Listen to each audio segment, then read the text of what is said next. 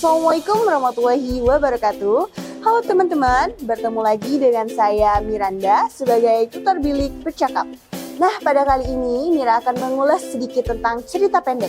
Seperti yang diketahui, cerpen merupakan suatu karya sastra dalam bentuk tulisan yang mengisahkan tentang sebuah cerita fiksi, lalu dikemas secara pendek, jelas, dan ringkas. Cerpen biasanya hanya mengisahkan cerita pendek tentang permasalahan yang dialami suatu tokoh saja.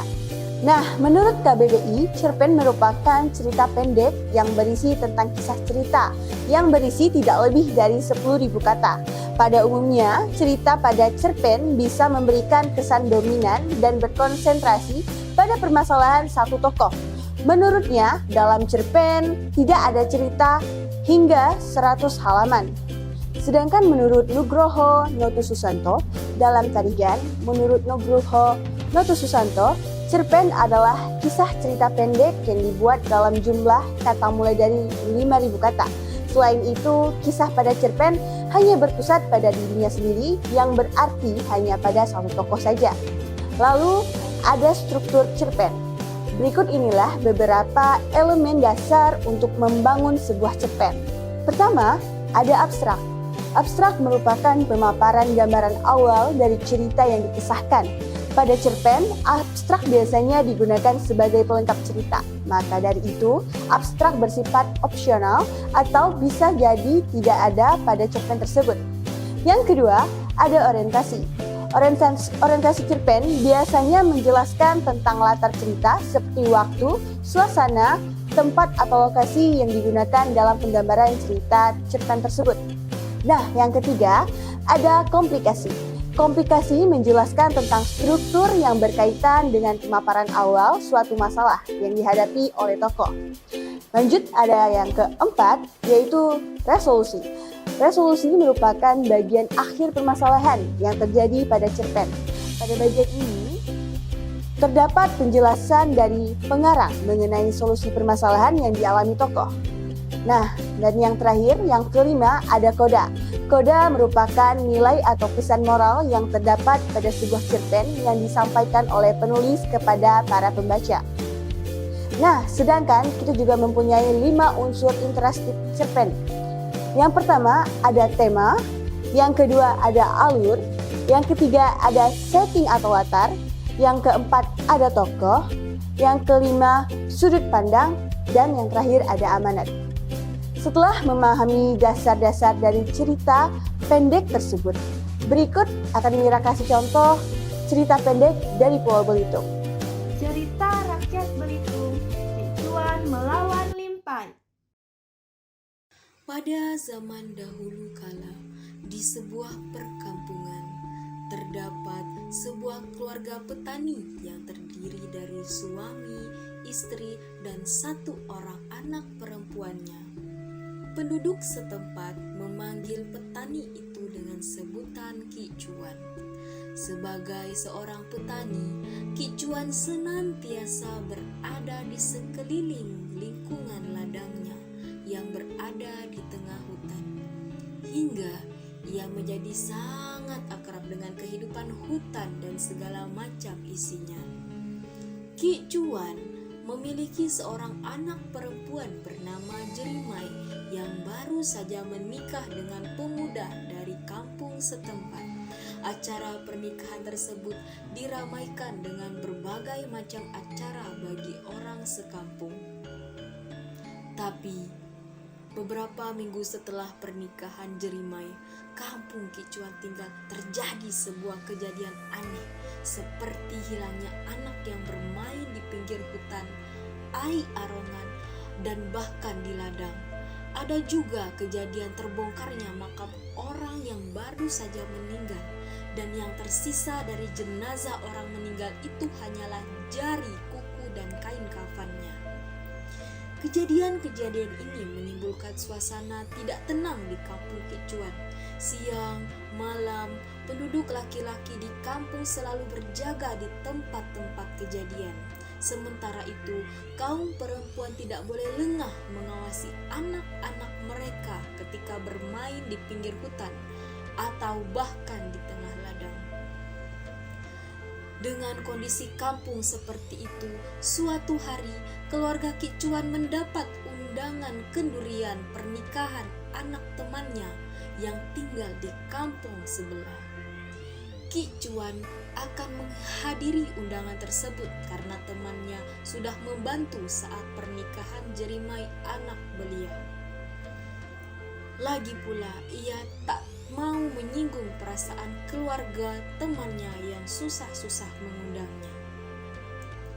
Cuma rawan kondisi kampung saat ini membuat Ki Cuan kepikiran untuk menghadiri undangan temannya tersebut. Karena Ki Cuan tahu jalan ke kampung sebelah harus melewati hutan yang penuh resiko.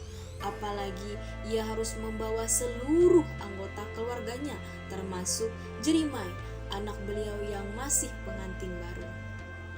Untuk mengantisipasi hal-hal tidak diinginkan, keluarga Ki Cuan akan berangkat berombongan bersama-sama orang kampung. Karena masih ada urusan, Ki Cuan pun akan menyusul yang lain. Rupanya Jerimai yang harusnya berangkat bersama rombongan orang-orang kampung telah terlambat hingga ia harus berjalan sendirian terpisah agak jauh dari rombongan. Tetapi di tengah perjalanan tak ada yang tahu apa yang menimpa Jerimai. Sementara itu di rumah setelah menyelesaikan tugasnya, Ki Cuan bergegas menyusul rombongan di tengah perjalanan. Di tengah perjalanan, Ki Cuan terkejut. Ia menemukan selembar selendang berlumuran darah dan sisa potongan tangan di dekatnya. Ki Cuan pun bertanya apa yang terjadi dengan selendang itu. Setelah mengamati selendang berlumuran darah itu seperti milik Jerimai, tapi Ki Cuan belum yakin kalau itu milik Jerimai. Setelah melihat sisa potongan tangan tadi, terdapat cincin pengantin di jarinya. Yakinlah Ki Cuan bahwa telah terjadi sesuatu pada Jerimai. Menghadapi kenyataan itu dengan perasaan marah, Ki Cuan mempercepat langkahnya menuju tempat kendurian temannya. Setibanya di tempat kendurian, yakinlah ia bahwa Jerimai telah menjadi korban makhluk yang menggegerkan kampungnya akhir-akhir. Setelah Jerimai tak ada di tempat kendurian tersebut, setelah mencari temuannya itu kepada istrinya dan menantunya, ketiga orang pun kembali ke kampungnya. Di rumah, istri dan menantu Ki Cuan menangis sejadi-jadinya. Malam hari, Ki Cuan bermimpi yang membinasakan anaknya adalah makhluk buas seekor limpai. Keesokan harinya, Ki Cuan mendatangi lokasi kejadian yang menimpa anaknya dan meminta pertanggungjawaban kepada siapapun yang telah membinasakan Jerimai. Sekejap kemudian keluarlah limpai. Kepada limpai, Ki Cuan mengatakan akan membalas atas kematian anaknya. Ditantang demikian, limpai setuju dan bersedia duel dengan kehendak Ki Cuan. 7 hari berikutnya di daerah sekitar Genting Apit terjadilah duel hidup dan mati antara Ki Cuan melawan limpai.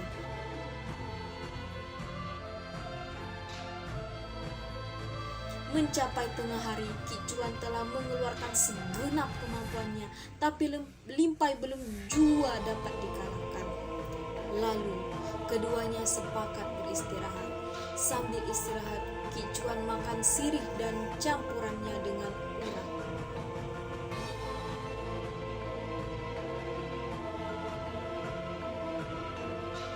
Sebagian dari sirih yang telah dilumatkan dan sebenarnya telah dimantrai dan diberikan kepada limpai.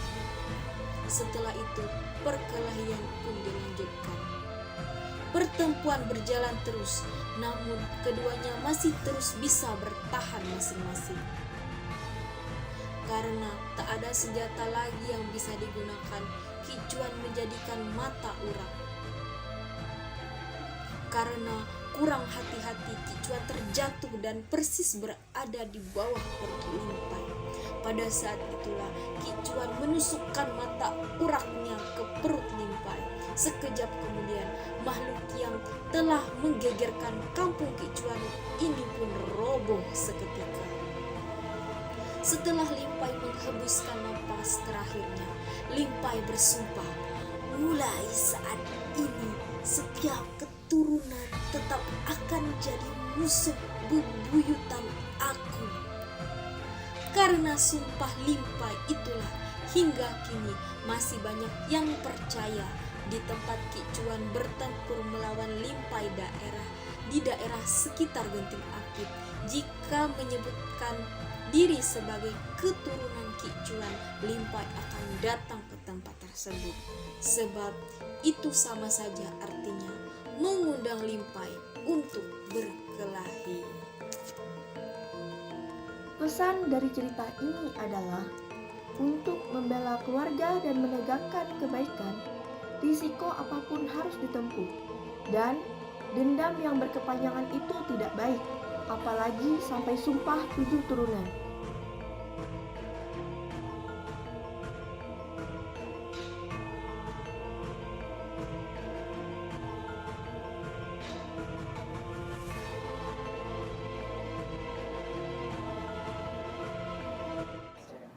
Bagaimana teman-teman?